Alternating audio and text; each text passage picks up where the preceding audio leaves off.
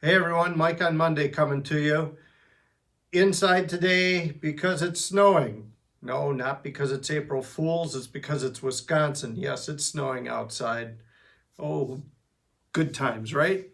Anyhow, wanted to have a quick discussion on the different traits that are coming into the market for soybean seed itself this season. So you've got the traditional Roundup Ready 2s that most of you are familiar with. Liberty is showing itself a little bit more and more this year. You also have the Extend beans, which you can use certain dicamba products on. And now Enlist has been labeled as well. So there's yet another trait. And the key here to success is making sure you document where you put any of these new traits.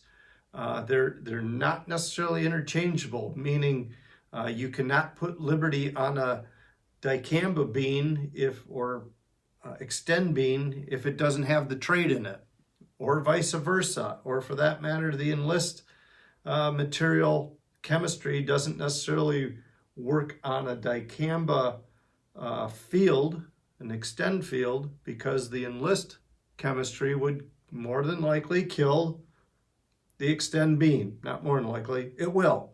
What I'm trying to bring to your attention is if you're looking at some of these traits, looking to use them, make sure you mark them down, record where you have them, so that when it's time to do your weed control, that you know what technology is in what field, and make sure that you're pairing up the right technology with that trait.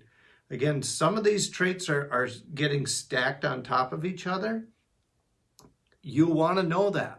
It doesn't necessarily mean that that's how you're going to go to the field with those things. As an example, if you have a Liberty with an Extend beans, Liberty needs a whole boatload of ammonium sulfate in the tank to make it work, but that screws up the dicamba side of the equation. So making sure you've got the right trait and the right chemistry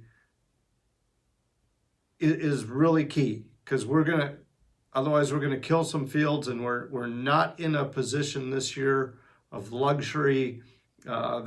We just saw what the market report did last Friday to the crops as far as pricing. Let's work really hard to avoid any of these mistakes, because those mistakes are going to cost a lot. So write them down. Got questions?